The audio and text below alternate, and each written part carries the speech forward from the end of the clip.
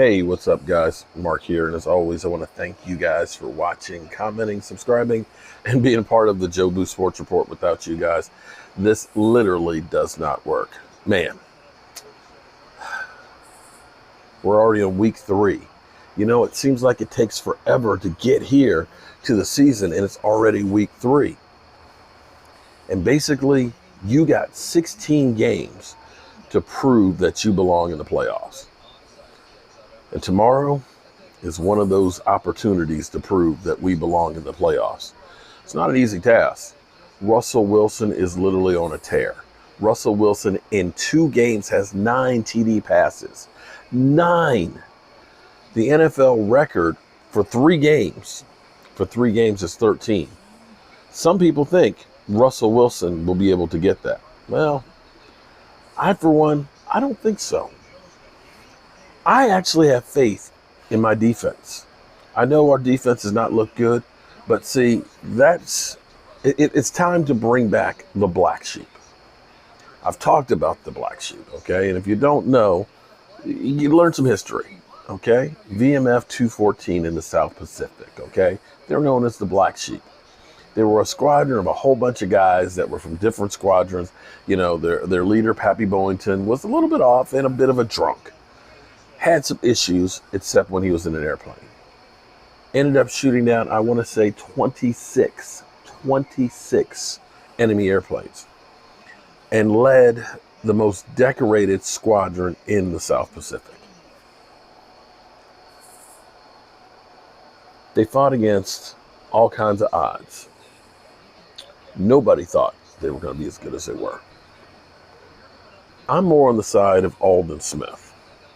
Aldon Smith, who said, this game's not too complex. It's okay.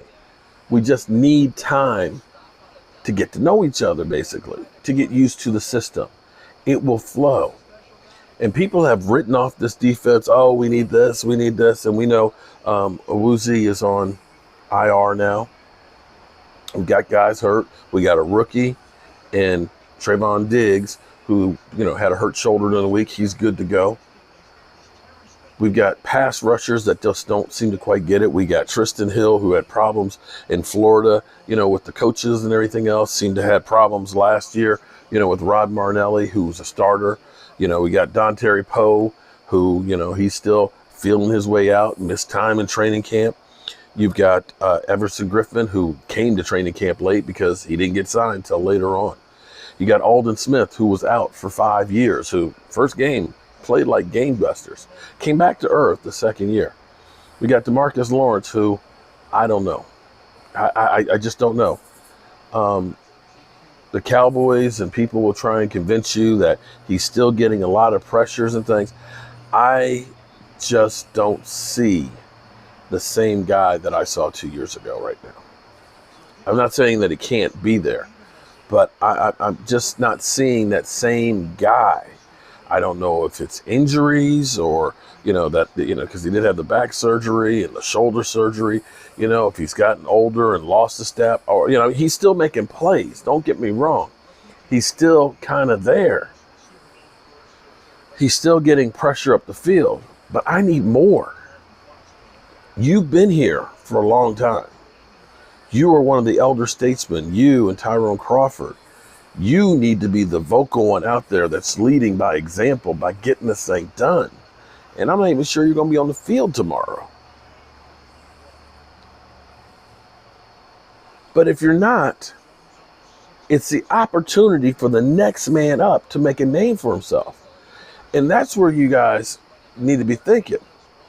When you get an opportunity, when you get a chance, you need to show off, because you never know whose spots you can take. I have faith in this defense, and I think this is, again, we all have our own opinions. I'm, of course, an idiot. I'm an idiot with a day job and a voodoo doll who likes to pretend, like they say, hey, I play a doctor at work, okay, or I pretend to play a doctor on TV or whatever. Well, I pretend to be a TV personality here on YouTube, with my set that I'm working on building. But we all have an opinion on what's going to happen. And my opinion is that the Dallas Cowboys defense is going to play better than expected. I just do. I think the Dallas Cowboys defense will hold Seattle under 24 points. You're looking at me like I'm crazy. But here's the reasons why I think that the Dallas Cowboys defense will.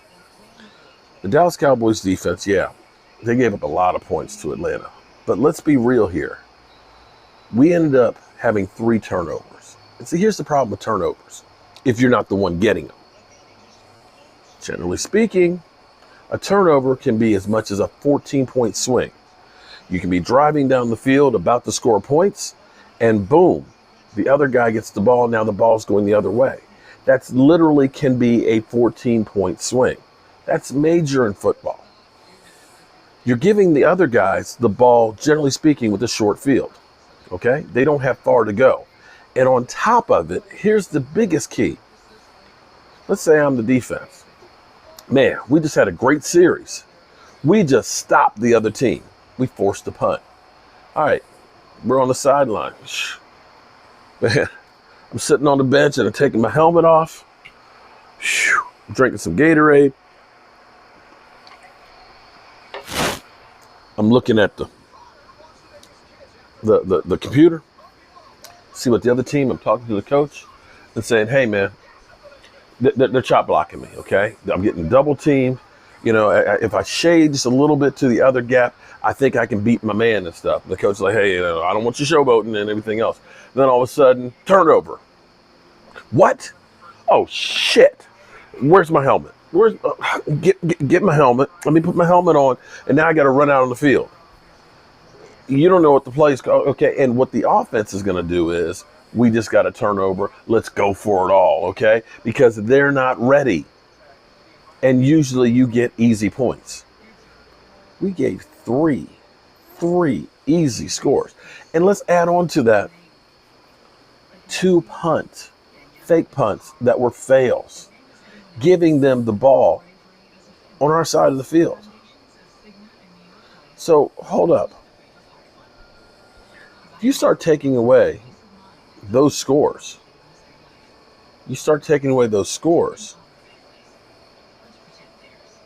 Atlanta really didn't do that much on their own.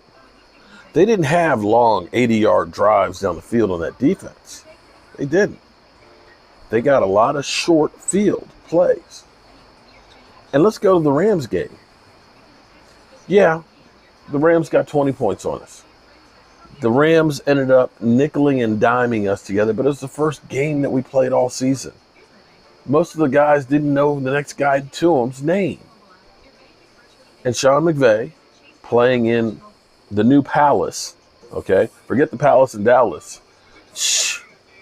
That Palace in LA, yeah, they weren't going to lose that first game. So now let's go back to Russell Wilson and the Seattle Seahawks. We scored 40 points after being down by 20 against that Atlanta Falcons defense. 40 points after being down against that Atlanta Falcons defense. Yeah. That was a game that we should have been blown the F out. Yet, we scored 40 points in that defense. I know they're choke artists. You can call them choke artists all you want, but they don't choke every game. New England. Here's the interesting thing about New England. When you start thinking about losing guys like Hightower, when you start thinking about that team losing, is it 8 or is it 9 players to COVID? And I'm not talking about backup players. We're talking about starters, guys that are really good players and key players on that team. And you lose Tom Brady and you bring in Cam Newton. Are we looking at New England and saying New England is a great team? Are we really? Or are we looking at that and saying, maybe Seattle isn't as good as we think they are? Now, don't get me wrong, they got the win, but Cam Newton threw for 397 yards. Cam Newton just got to town in New England. Cam Newton just got there. Cam Newton ain't thrown for 397 yards since 2011. So, back to my thing. I think the Cowboys get the win tomorrow. My prediction on the score, 34-24. Now, I may look like a complete idiot, and that's okay. It wouldn't be the first time that I put myself out there. But I think the Cowboys are going to be able to come in there, and they're going to turn this defense around. And this offense is going to be able to score on Seattle. So feel free in the comments there, tell me how stupid I am. And when the Cowboys win, make sure you come back and tell me, damn, you were right. I was wrong. I'm Mark Holmes, and well, hope you guys join us tomorrow. I'm still actually out here getting set up for my live stream. We're going to be live streaming starting 1 o'clock. We're going to take care of the undercard. We're going to watch the Washington, whoever the heck they are, the Philadelphia Eagles, and of course, the New York stinking Giants.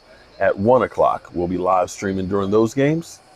And then we have the main event, the Cowboys versus the Seahawks. And I've done a few new things out here in the system. Some of the stuff you'll see, some of the stuff you'll just kind of hear.